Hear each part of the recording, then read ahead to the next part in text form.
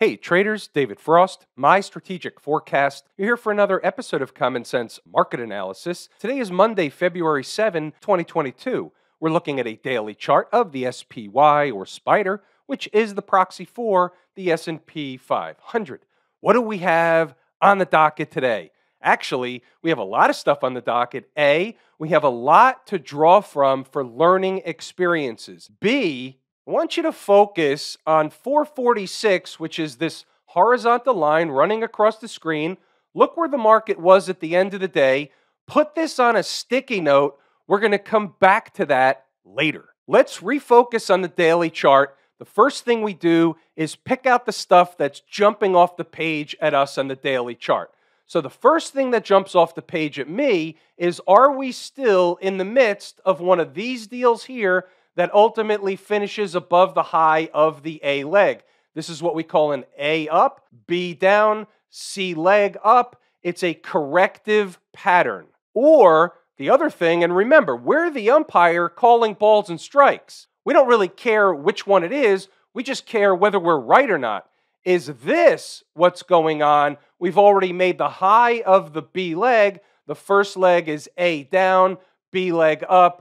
C leg will complete below the low of the A leg. Both scenarios are possible. However, as we drill down, we can identify which is the more likely scenario by looking at other charts. That's why there's a lot to learn today. There's a method to the madness. And by the way, just so we know, from here to here is a high and a low. They did a garden variety retracement as outlined in the course Lazy E-mini Trader. So this could be all they're going to do unless they choose to do another spot. We're going to talk about what those other spots will be a little bit down the road in this video. From the perspective of, is this an ABC? Now, it could certainly go lower and then go back up, but for now, we have something to use as a benchmark. And the benchmark is Friday's low. And by the way, go back to Thursday's video and recall, what was the number identified in Thursday's video? About 444. What was the low on Friday? The low was 443.83. How you doing? But that's not really all I wanted to point out, but I did have to point that out. We're using that low as a benchmark, as the bogey. Below that low and something else is developing and it opens the door for this breakup candle low all the way down at, let's just call it 440 for argument's sake. That's certainly on the table, certainly if they go below 444. But what if they don't? What if it's the other side? Well, let's start using the other charts, the smaller time frame charts, to see what we've got working against that low from Friday at around 444. So on this chart, the 240 chart, they come up off the low and they're basically running sideways in what an argument could be made for a bullish, kind of flaggish / wedgish pattern. It's a little bit of a stretch right now, but that's what is developing. And as long as they stay above 444, that's the deal. How about the 120 chart? Same routine, slightly different look. We have a breakup candle low here at 445.60. What was today's low? Today's low was 445.85. So they were basically in the neighborhood of running a test of that breakup candle low. Okay, fair enough. We know that routine. Get below that low and they open the door for 444. Get below 444 and they open the door for some other stuff. One day at a time, one chart at a time, one candlestick at a time. Here's the hourly chart. Let's get another look at 444. So the market runs up to 444 and it is rejected. It gets above 444 and it breaks above, and then it comes back to run a test of 444. That was on Friday, remember. So therefore, staying above that is okay for the bull case. Getting back below that comes back inside that essentially breakout area, and that whole come back to revisit a breakout area and then go back up. Well, that would be off the table if they get back below. They started to do it. Is this a failure, or is this just a pullback? Is this just the trick, trap, fool, and frustrate crew trying to shake out the longs. Well, something into the end of the day important happened. I showed it to you on this chart here, on the shorter time frame chart in the pit session only. And as you can see, with the aftermarket activity, they're already up around 448 from bouncing below 446. The low was 445.85. That's a 20-handle bounce immediately. Why do I bring that up? Because that goes to show you that that price was important. But wait, there's more. You got it inside the numbers. We'll start with the early thoughts, and then you'll see how this thing unfolds. Happy Monday. It's been an overnight floater. They were back and forth. So the numbers shape up like this. 450 is an important spot. They played games with it during the day. It was, in fact, an important spot. They really couldn't get anything going above 450. And remember, this is at 0 dark 30. On the south side, we've got 446 as the line in the sand for another test of 444. That's what we had for the early show. Let's scroll up, see what else we've got. Is there a buy for a bounce type of trade during an early morning shakeout operation? This is slightly before the opening bell, 9:21 post. It's a little bit wide, but we know big swings in both directions as the expansion in volatility took place. So 448.75 down to 448, give or take, is a zone which should be support and provide a reaction in the other direction. Here we are, 5-minute chart. Right of the vertical is today's activity. This is the candle ending 9:35. So you can see what happened. It's pretty obvious. They ran into the zone. The two lines represent 448.75 down to 448. They went smack in the middle, and they rallied up. The high over here happens to be 450.86. So they gave you, from a trading perspective, all you wanted. 20 S&P handles, more than 20 S&P handles, 10, 7, 5, 15. Each trader has a different way to take profit, but they all need to take profit along the way, and you'll see that reiterated in the notes. So that was laid out before the opening bell. Right around 9:31, they should bounce from within the zone if reached on this push down. Traders long the SPY or whatever, meaning whatever vehicle you chose, will need to book profit along the way as they bounce. Below 448 and the door opens for 447. That didn't happen at that point in time. 936, protect the trade, book some profits along the way.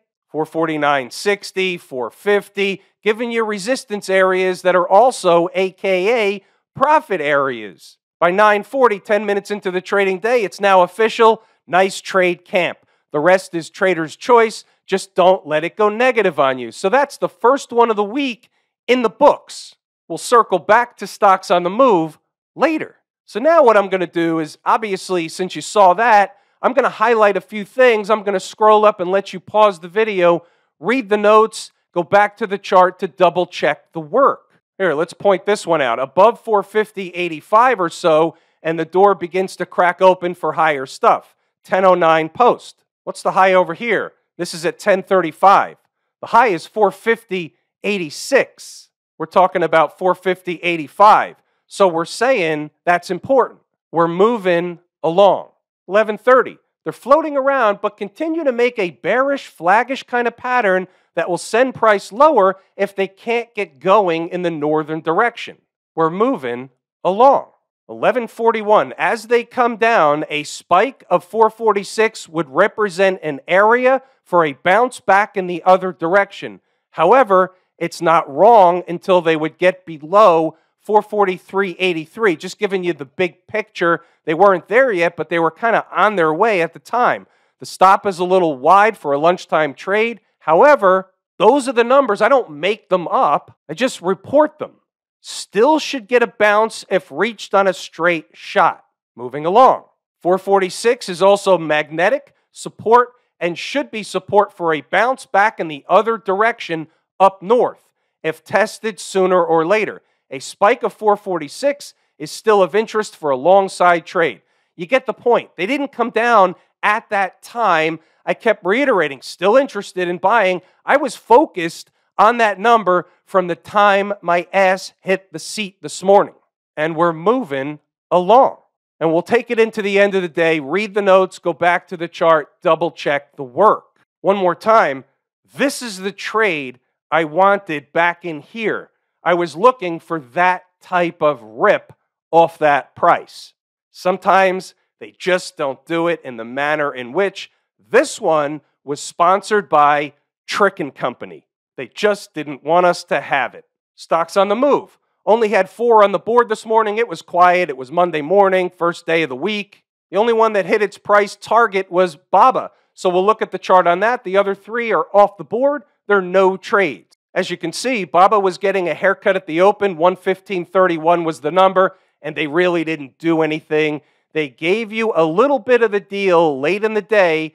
A spike over 116 was mentioned by Jordan in the room for traders that were still in BABA, waiting for a rally. They tried a number of times. They just basically hung around the number back and forth all day long. So it's not a shitburger. It's a little tiny profit. If you hung around in the room and you listened to the profit target when they started to rally in the afternoon, traders would have gotten out with a spike above 116. So it's not terrible. They just didn't do what the intention was early in the morning when they came into the number. So be it. That's the life of a trader. Speaking of Jordan in the room, we gave out this one to members in the room, AVY, Avery Dennison, 181.65. It was a real-time type of decision given out right about here. And guess what? They hit the number, spiked it by a little, and they had a nice rally above. It's hard to see it on this chart, but here they made a high of 184.45. Here they made a high of 184.78 up to, that was about it. So 184.78.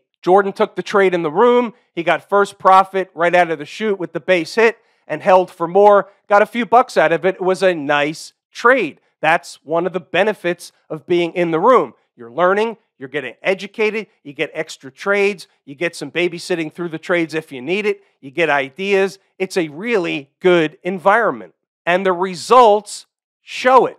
The numbers never lie. What's going on over in Camp IWM? What can we say about the IWM from the same standpoint that we talked about the S&P 500? Are they going to collapse, or are they making some kind of a pattern available to make that other leg or next leg higher, necessarily into and above this 20-period moving average? And for this one, we have a nice juicy breakup candle low at 193.85 that we can use as the line in the sand. Below that, and the door opens to retest the lows and potentially a lot worse. Stay above that, and they already ran a pseudo test of that area. They were in the neighborhood. So if they can stay above this stuff, then they have a chance to rally into and through the 20-period moving average, eclipse this high here that's at 203.90. It's on the table as long as they stay above the breakup candle low. Let's say something about the weekly chart for a moment. So you got a big breakdown candle, and they've started to climb up. They got about halfway home so far. Now, they may just put in a bearish pattern and collapse down. That's one idea. The next idea is maybe they will make a run for at least near the high of that breakdown candle. That would coincide with the concept that the market's job is to make everybody, meaning investors and traders alike, look like fools as much of the time as possible. That being said, what they would be doing if they're pushing up, and all the markets would be doing it at the same time, they would be making you believe that the low that was put in, and we're talking about the low at the end of January, that would begin to make many traders, enough traders, believe that the lows were in, and they'd want to hop on board, get a bunch of people back onto the bullish side right before, you guessed it, they hit them again. That's the way the market works. Doesn't have to work like that every time, but that's the concept of where my thinking is. And remember, inside my head is a dangerous place to be. What's going on with the folks down at the transportation department? Well, they're below all the moving averages. The trend is lower. The chart looks terrible. Wait a minute. How could the chart look terrible when it looks like all the rest that we just looked at? You've got a bearish, flaggish kind of thing working on the 120 chart. It's not the same as the 120 chart on the SPY. I know what some of you were thinking. You're already going back to check. Doesn't mean it can't turn around, but this one is pointing lower. The folks down at the transportation department are my second favorite market leading indicator, but a number one canary in the coal mine. Put this one on a sticky note. About the Qs, the Silicon Valley / Austin, Texas people. So they have a different look altogether. They are beginning to make a bearish pattern on the daily chart. Now, we can make a case that they're still doing one of these and they can still do this. But again, the first thing that really jumped off the page at me is they've come down and they're basically just going sideways back and forth in a bearish, flaggish kind of formation. Another day or so of this, and guess what? It's going to go back down to retest the lows. Can they get going back up in the other direction? Sure they can. What's the bogey? The same bogey. It's the low over here, 351.97. That's your bogey. And then you take a look over at the financials, and it's nothing terrible. The financials are above all the moving averages. What we have here are divergences.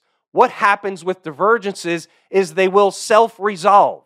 Either the financials are going to come down, everything's going to come down, or stuff's going to go up, and there will be something like the financials that we can point to later saying, look, there was nothing wrong with the financials, and all of a sudden, everything else rallied. We look at all charts independent of one another. We do not, and I repeat, do not correlate markets together. They trade together from time to time. The media says there's a correlation. Look what's going on. These charts are identical. Everything's trading together. And then all of a sudden, one day they don't trade together and they stop talking about it. There are correlations as coincidences for points in time. And you know what? I don't believe in accidents or coincidences, but I'm using that as an example saying sometimes charts trade together. Sure they do. But there's no correlation in markets other than for periods in time out of happenstance. Smash Mouth. They didn't go down today. They were flat today, showing relative strength like the IWM was. I forgot to mention. The IWM had relative strength today against the other markets, up $1.50, up 0.7% or 0.7%. Now, that may be an aftermarket quote or after-hours quote, but the point is that they had relative strength any way you look at it. And Smash Mouth, staying above this 200-period moving average and above this low from the other day, still has a chance to go into that C leg that we discussed all day long. Have I told you how much I appreciate each and every one of you? Without you, these videos are not possible. That is true and accurate information. We're going to pull the ripcord here today. I'm David Frost, my strategic forecast. Thanks again for tuning in to another episode of Common Sense Market Analysis.